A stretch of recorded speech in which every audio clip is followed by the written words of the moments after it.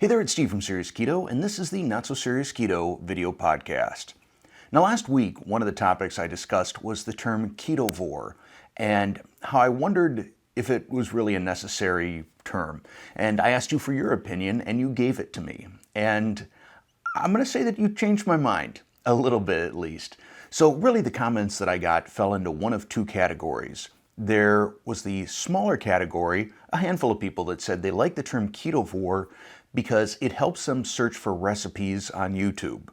So if they're looking for a recipe that has less vegetables or other carbs in it and is primarily meat focused, then they search on ketovore. So that's great to know. I should probably go back to a number of my cooking videos and put that tag in there just to make it easier to search for those people. The majority of people, though, that said they liked the term ketovore said they liked it because it is not a strictly defined term. It's not keto, it's not carnivore, it's somewhere in between, but again, not rigidly defined. Thus, you don't wind up catching a lot of heat from either the keto police or the carnivore cops. And I get that. I understand that, especially as a content creator. I kind of take heat from all sides. I get it from the strict keto people. I get a little bit from carnivore people. I get some from standard American diet people. Those are actually the fun ones. But I recall probably 2 years ago, I started thinking we need a new term because what we do, in my opinion, what keto is about being in ketosis, and that is going to be an individually sort of determined thing. I mean, what may knock me out of ketosis may not knock someone else out of ketosis, or vice versa. Additionally, I think any sort of food sensitivities play a role in a person's chosen way of eating. If it causes you inflammation or indigestion or reflux or any sort of an issue that is unpleasant, you should modify your diet accordingly. I don't believe in this one-size-fits-all formula for any way of eating, including keto. And I thought, could I come up with a term that would mean that? And I wasn't able to. Maybe ketovore is that term. Maybe there's some sort of modified ketovore sort of term for that. But in a way, though, I also think it's a bit of a sad commentary on just the state of low carb, that we feel we need to give ourselves a separate name just so that we can avoid taking abuse from the keto and carnivore zealots. And I say that sad not as a judgment on any of you that call yourself ketovore, because I feel the same way. I largely consider myself ketovore, and I would like to avoid some of the arguments and tribalism that occur in this low-carb community. So I guess I'd say I'm really of two minds on this. On one hand, I think it's a little bit sad that we need to sort of accommodate or circumnavigate certain people in the low-carb community by creating a new term. But on the other hand, I understand, and it makes sense to me. Now, interestingly, I have noticed over the last probably year a number of keto or low-carb channels sort of disappearing, including channels that I was a big fan of. Well, maybe disappearing is the wrong word. Either they've quit working on that channel, there's been no new videos, or they've announced that they're not going to do keto anymore. And I think of a couple of the first channels that I watched when I was starting keto that kind of convinced me that I could do it. One was Hungry Elephant. So she does a lot of baking. Her videos are very tightly edited. I really enjoyed those. And the other is Papa G Low Carb, just because Glenn has an amazing voice and he's a great cook, and I really enjoyed those videos as well. And I don't think either of them have released a video in close to half a year.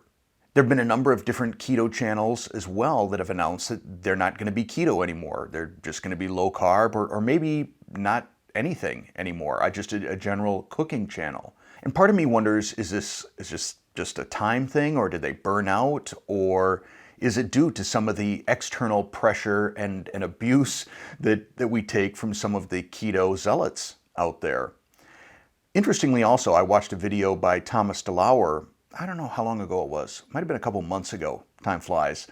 But he was talking about channels that quit doing keto or people that quit doing keto and why he thinks that is. And one of the big reasons that he mentioned is one that I've mentioned in the past as well, is that dogmatic, judgy, tribalistic sort of nature that is just a turnoff to people. I would love to think at some point we could get past that within the keto community. I mentioned last week, we agree on 90% of the way we should eat, but we choose to fight over this 10%.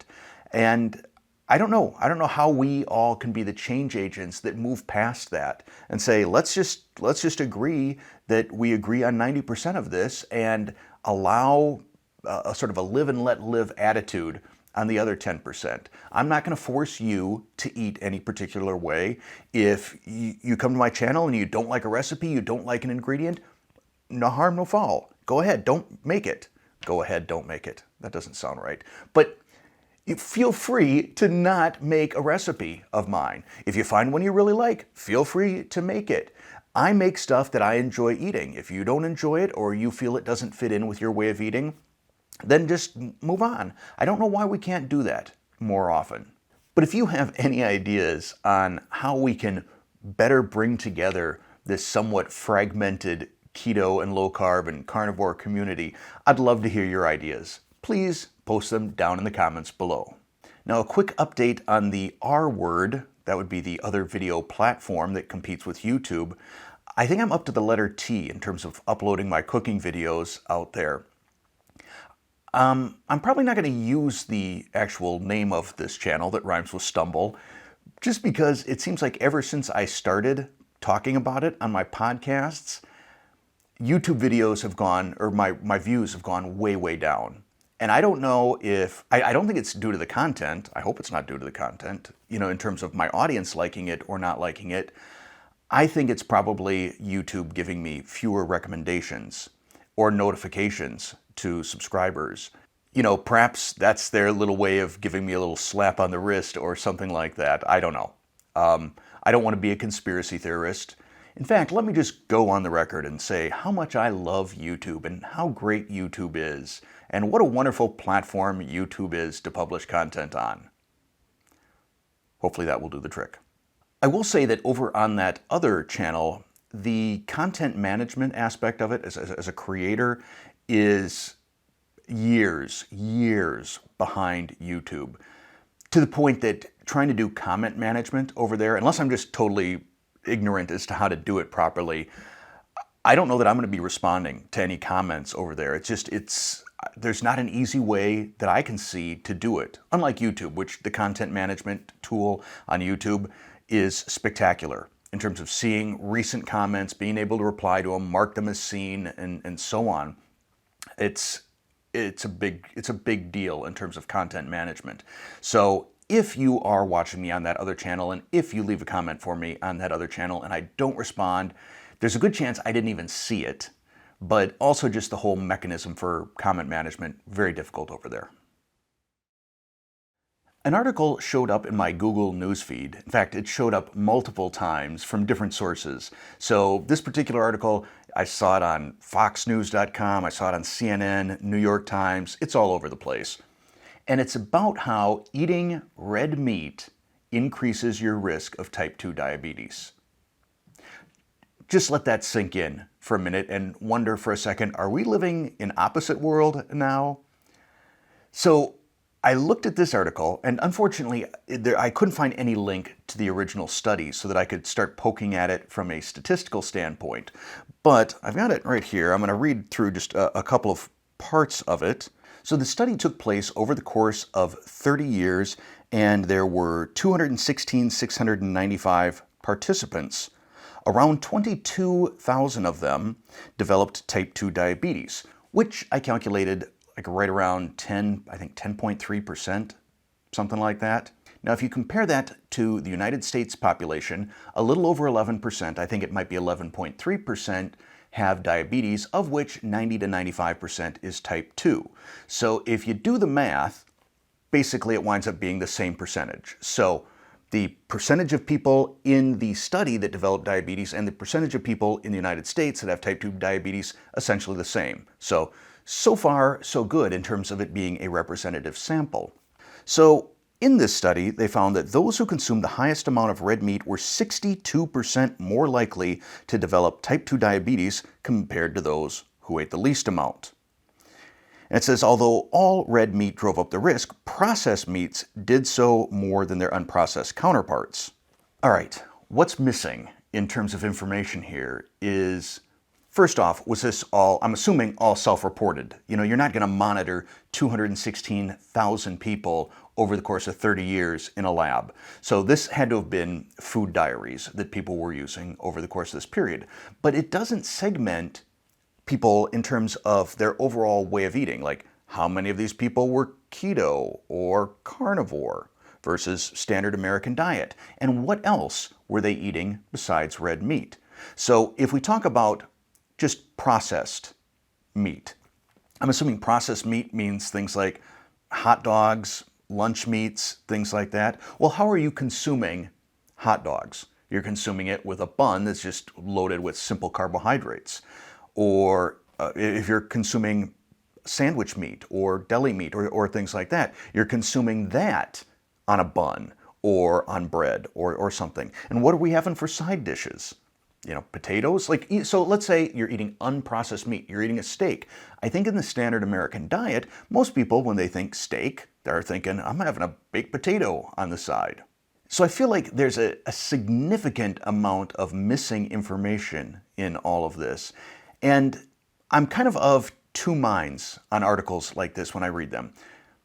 The first part, the optimist in me thinks, great, more people should read this and avoid red meat so that the price comes down and I don't have to pay $14 for a ribeye. That's the optimist in me. However, the realist in me knows that those people that are opposed to keto, friends, family members, co-workers, are going to read this and want to get all up in our grill telling us how we're going to die. We're going to die from this, we're going to get diabetes, heart disease, all the things that they love throwing at us. This is just one more arrow in their quiver. I also think that studies like this either support and perhaps may have even been funded by those organizations that have an anti-meat agenda. You know, these people that want us eating plant-based proteins and bugs and things like that. So I guess the optimist in me is kind of outweighed by the realist in me on articles like this. And it's my hope that somebody, perhaps Dr. Westman or Dr. Sean Baker or someone like that will get their hands on this actual article and study and start to break it down.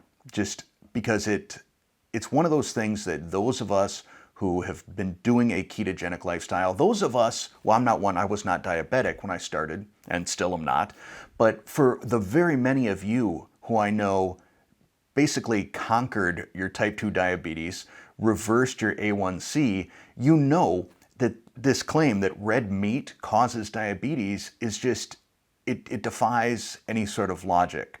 So I'm really looking forward to someone smarter than me, which is not a hard putt, and has access to this original study, does some sort of a breakdown of it in a video. If you find out that anybody does, or if anybody has already, please let me know down in the comments below. Usually YouTube is okay with linking videos so long as they stay on YouTube. If you try linking to something off-site, YouTube tends to block those, but if there is something on YouTube, feel free, link it down in the comments below.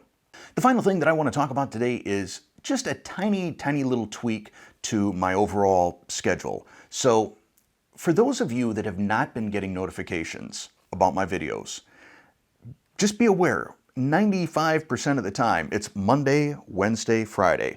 Monday podcast, Wednesday review video, Friday cooking video. So if you're not hearing anything from me, if you're not seeing anything in your notifications, still come to the channel. I bet you'll see some content. Now, in terms of the content, I'm going to keep with the whole Monday podcast thing and keep with the Friday. I should probably do that the other direction for you. I will keep with the Monday podcast and the Friday recipe video, but I am from time to time on Wednesdays going to do, in lieu of a review video, a cooking video or recipe video using some sort of a keto branded product. The reason for this is twofold. One, it allows me to do more cooking videos. I enjoy doing cooking videos. Granted, they are the most work of any of the videos that I do. I enjoy putting out content like that. And it is rewarding for me when I pull together a good one and I've edited it, and it's all nice and tight, in my opinion. Review videos are the easiest videos to do, but I don't think they show necessarily how to use a product better. So very often when I do a review video, people will say, okay, now what do I do? What do I do with it? What can I make with this? So like last Friday, I did that video on the risotto using the Aviate Lupini rice / orzo.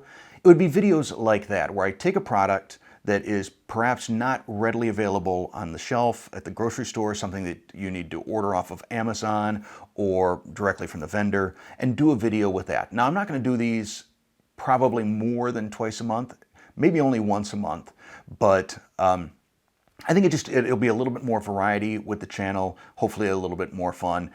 If it turns out people don't like them, then I'll stop doing them. So likely I'll start trying that out at some point in the month of November and just see how people feel about it. If it turns out that people would prefer not to see those or just keep that type of video on a Friday, I will.